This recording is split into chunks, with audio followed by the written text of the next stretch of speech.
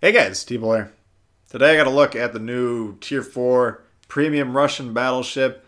It's got a really long name. The full name is Imperator Nikolai, first of his name, Lord of the Black Sea, and Procurer of Krakens.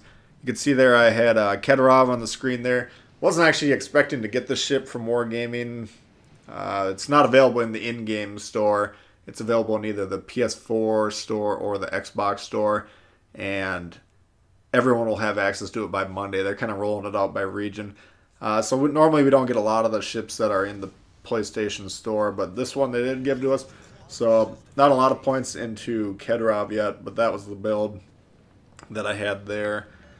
Kind of the rundown. I haven't done a lot of research on the Russian battleship line yet, just because they're not going to be fully released for a while.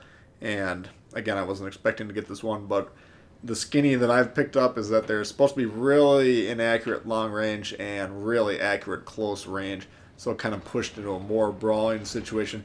Very tanky as well. But this one has some potential at long range. I didn't even spec it for Cunningham as the inspiration to start with.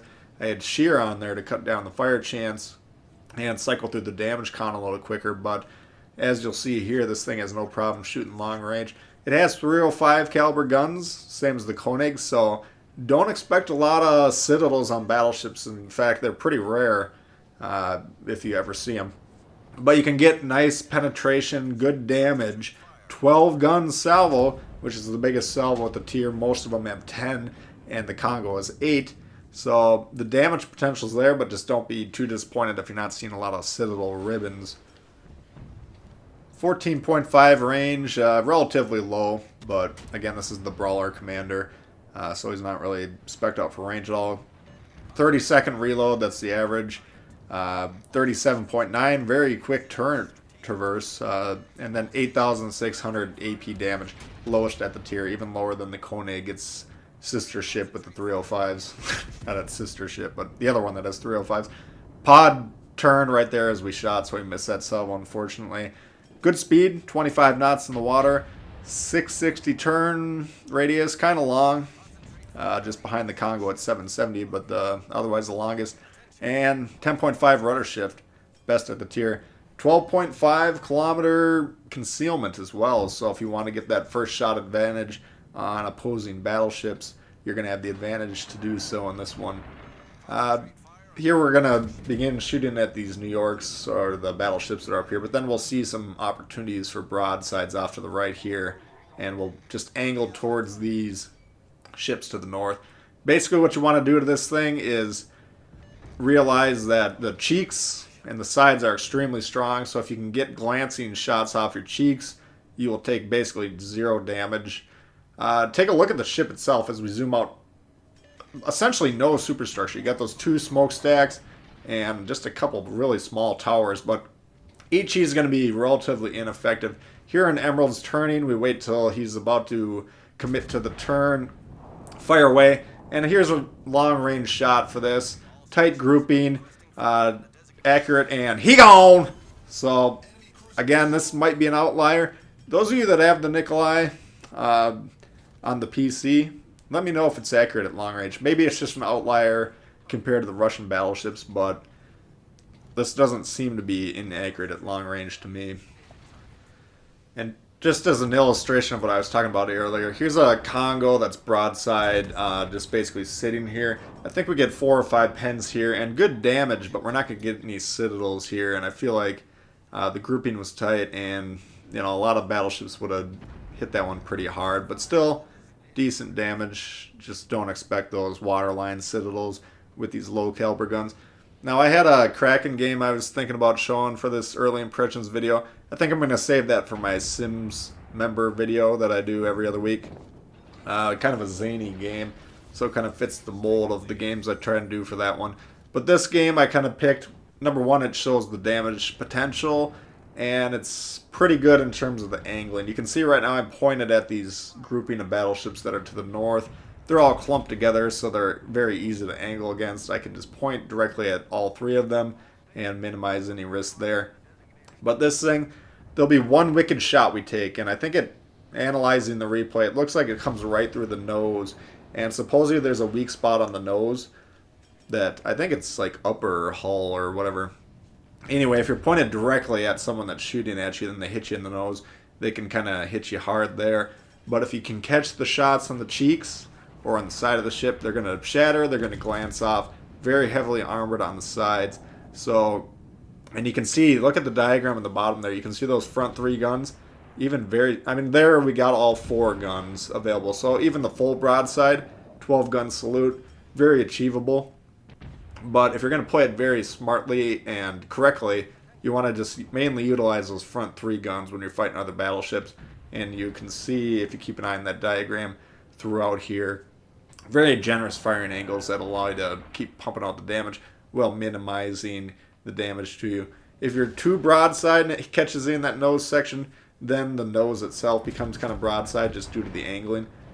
So you don't want to be too broadside to utilize that cheek armor. But if you're kind of pointed almost directly at them, like a 10-degree swing either way, most of those shots are going to do no damage. But getting back to the superstructure or lack thereof, again, you can see it there. That's really going to minimize the effectiveness of certain shots against you. So HE spamming type ships, British cruiser type ships, going to have a hard time doing damage to this thing. Really, the way to do damage in it is get in a kamikaze or a G101 and hope that whoever's in the ship gets my normal teammates, because they will refuse to shoot at those type of ships, and you can just torp this thing to death. Or if you shoot it directly in the side, that'll work as well. But if it's angled kind of towards you, that's going to be an issue. If I might forget to mention it here, but that ship that on the left, sooner or later it's going to hit me directly in the nose, and we'll see a Citadel type shot there. But just keep in mind, I'm basically pointed directly at that guy, and that's how he's able to do it, I believe, assuming the armor model. There's the shot right there that I'm talking about. So again, if you present the cheeks rather than the nose, that would have been a very low damage shot, but that one was able to hit us quite hard. But yeah, I mean, this one's pretty good in terms of how we're angling and all that. I don't think we get the Dreadnought this game, but I had at least 2 Dreadnoughts so far on this thing, and you get that, number one, with the heals that allow you to keep healing any damage you do take, light damage that is, but, you know, bouncing those shots, I think that still counts for the total incoming damage, so, you know, very tanky. What you want to do is just get into a position where you're not getting torped by the crew or the destroyers, but you're kind of front and center and tanking those shots. As long as you're working on the angling, you're not going to have too many issues. Should note that the damage count, if you haven't noticed, you have a limited amount of charges there. Base is 3, and then with if you're using the Battleship Commanders, either Kedrov or whatever the other guy's name is, on the slot 3 perks, they have perks that will add consumable charges to the damage control. Now, the Kedrov, the one that I use is on the left. Number one, it cuts down the damage control reload time as opposed to adding to the duration. Damage control duration increases how long it's active. When damage control is active, you can't actually be reset on fire or take any floods during that. But I'd rather cycle through the damage controls, have them available pretty quick, and they're very quick cycling to begin with, but that perk cuts it down even more. And again, this is only an 8-point commander for this game, so you can probably cycle through it quite a bit quicker when you get some points into that. But that's kind of interesting. You do have to keep an eye on that.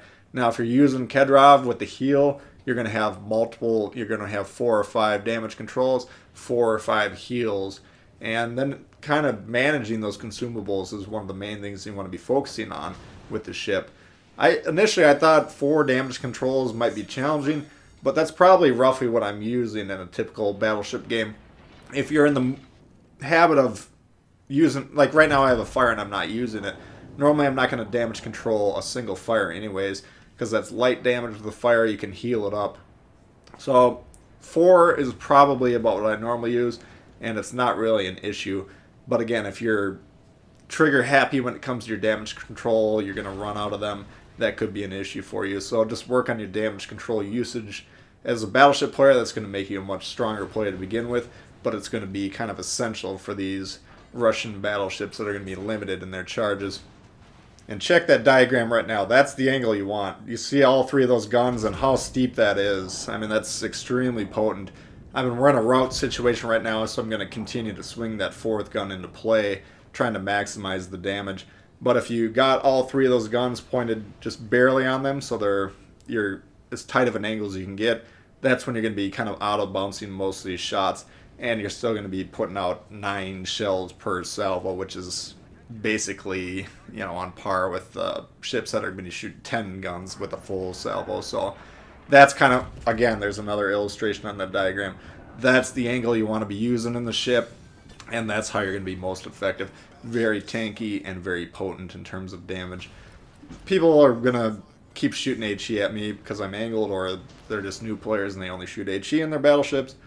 Doesn't matter. We're not really afraid of HE in this. Again, we're not taking a lot of damage from these shells because there's no superstructure, and the fires are manageable. Even though we're low health, we still got plenty of damage controls left, and that's not an issue.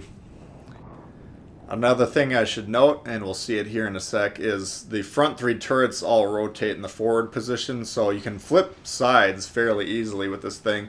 Only the back turret will have to spin all the way around, and the front 3 turrets should be available relatively quickly. So if you need to switch sides, not as big of a deal in this one as it is in a lot of ships. And you can see there we're tanking a lot of damage, and they're being quite ineffective with their salvos.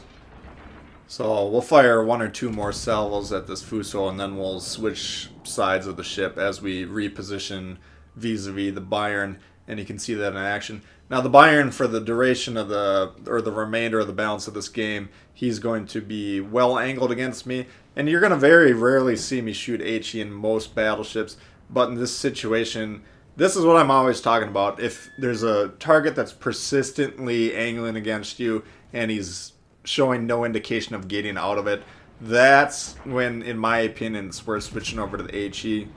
I'm sure there's a lot of good battleship players that are more active in their shell selection than I am, but for me, keeping the AP loaded, you can usually do damage as long as you know where to shoot at a ship, even if it's angled with the AP. But the HE is consistent, quote-unquote, but it's consistently low is kind of the downside. And there's the switch that we were talking about a moment ago. The sides the guns are pointing off of.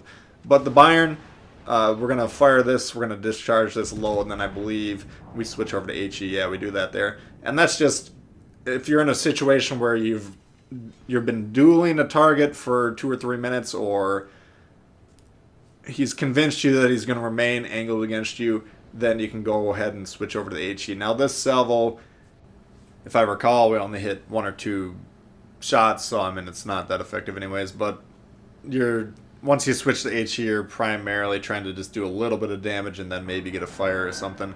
Going to be more effective than just shattering or bouncing your shots, but in general, if you can be using AP on most battleships, that's going to be the more effective shell. And again, I very rarely shoot HE in most battleships, so if you're new to battleship play, I would load an AP as a rule and then experiment with HE as you get a little bit more experience under your belt.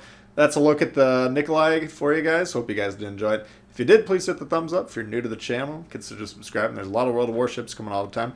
Questions, comments, leave below. I'd love to hear from you guys. And we'll see y'all later. All right, peace.